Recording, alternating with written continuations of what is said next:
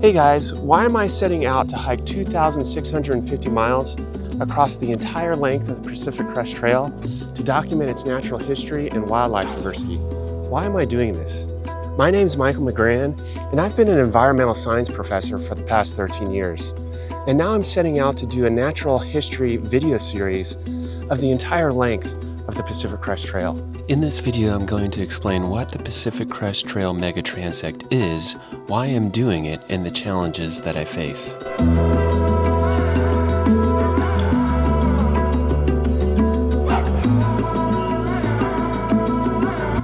So we're going to face a number of challenges out there. One of the things that we're doing that's really hard and that we're not aware of anybody else doing this is that we're bringing all of the camera equipment to document wildlife. You need to have the lens, for example, to get the wildlife shots. Oh, Yeah. I got that on video. Oh, cool. I'm bringing with me one of my former students, Jacob Drueckhammer. Jacob's trying to get some shots here of, I saw a sharp-shinned hawk. He's a very talented wildlife photographer and videographer. He's bringing with him a very long lens, 800 millimeters, which is amazing to be able to bring this lens out with us as we're hiking this trail. What was that, Jacob? You see something out there? So we'll be spending 6 months doing a detailed natural history. Ruby crown kinglet doing its little typewriter call. I see him right there too.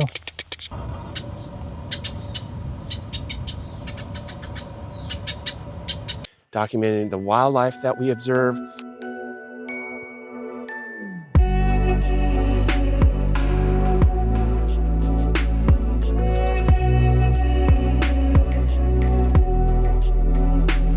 Documenting the habitats and environments. These grasslands and pasture lands seem to be unusually productive in terms of small mammals like gophers and voles, which in turn provide a food source for a relatively high density of bobcats in this area. Beautiful Buick's wren perched on the apex of this shrub and started singing for us.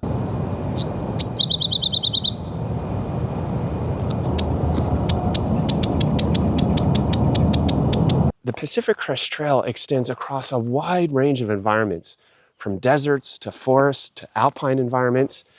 It is a very diverse trail. So Jacob will be bringing his 800 millimeter lens, which is a lot of weight to be carrying across the entire length of the PCT. It takes a lot of patience, a lot of hard work to document wildlife. Look at his eyes, dude. Keep his eyes. I know.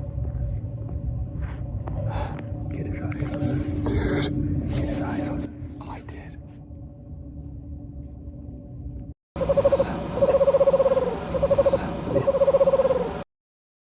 Sometimes we'll remain at one location along the trail for as long as like an hour to 2 hours to get the right shots. Finally caught his dinner.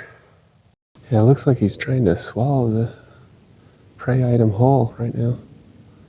Swallowing it whole. So most birds, in fact pretty much all birds, swallow their food whole. They might tear off pieces of flesh like these raptors do, but eventually they'll swallow the whole thing whole, or swallow a big chunk of it whole because they don't have teeth. They don't have teeth to chew their food, so the option for birds is to swallow it whole. On a personal level, I think the hardest challenge that I face is leaving my wife and kids. I have 6 kids ranging from 3 to 17 years old. I'll be away from them for about 6 to 7 months. So for me, there's an ache that I feel right now. We're gearing up to leave in about 2 weeks, and it's setting in for me and my family.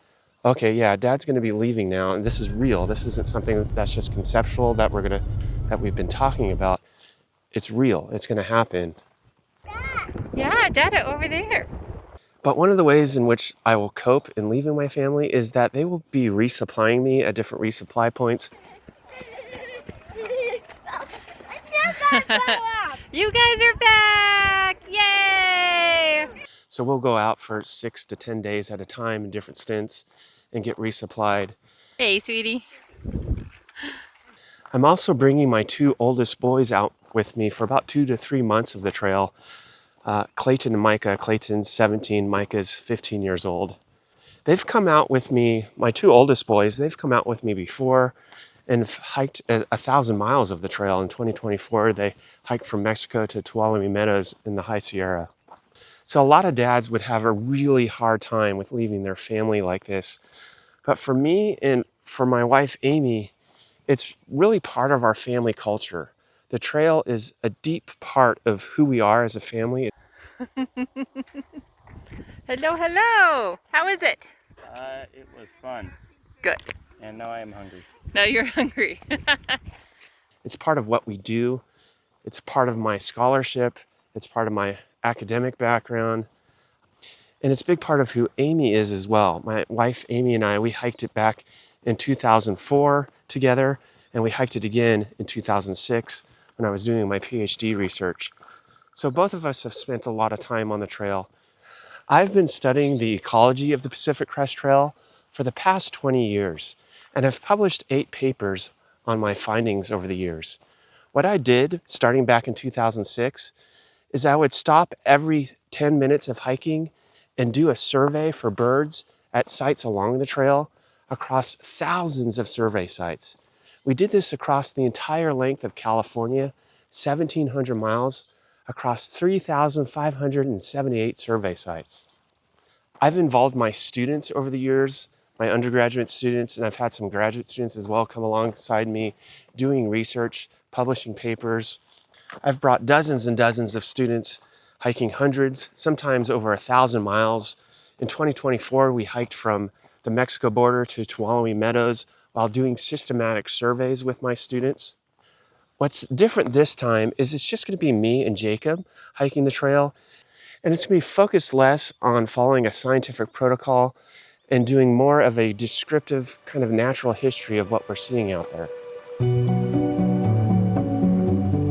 The brown creeper is a fairly common, widespread species that prefers forested habitats. They blend in very well. Very cryptic with the bark, very well camouflaged. So doing this natural history video series on the Pacific Crest Trail has long been a vision of mine for a good chunk of my life, over 20 years. So this is something that has been coming to fruition over a long trajectory in my life. And I want to take you along with me. Most people who hike the trail, they don't stop and look around and observe where they are. They're not aware of the place. They're not aware of the environment they're in. They're not aware of the wildlife that we're encountering. So my hope is to provide for you a more intimate experience where you can come alongside me as if you're hiking with me and benefit from the 20 years that I have in studying the ecology of this iconic trail. Starting in just about 2 weeks, on April 1st, 2026, we'll be doing this through April all the way to the end of September for about 6 to 7 months. We'll be uploading videos regularly on our experiences on the trail. About 1 to 3 videos a week is our plan. That's our goal. I started a nonprofit, the Institute for Biodiversity and the Environment. I'm the executive director of this nonprofit. And what we're doing right now, a natural history series along the trail, it's not cheap. It's really expensive to do this. Financially speaking, I'm able to do this. I have a very rare opportunity to do this for the next 6 to 7 months. And it's allowing us to do this, but it's going to be very expensive to do this. So if you'd like to make a donation to support this project, if you believe in the vision, if you believe in what we're doing in terms of documenting this iconic trail and the natural history that occurs on this trail, you can find a link down in the description below to make a donation. And I encourage you to let me know in the comments if you did make a donation so that I can thank you for that. I'm also creating another channel. It's called Mega-Transect Highlights. What? I want to see him swallow that thing. On this channel, we'll be taking clips from our more detailed natural history videos and making shorter videos for you to enjoy. Thank you guys for subscribing, and I look forward to seeing you as these videos come out in the next couple of weeks as we start the trail. Again, on April 1st, 2026, we'll be starting the trail, and about a week or so after that, we'll be uploading videos.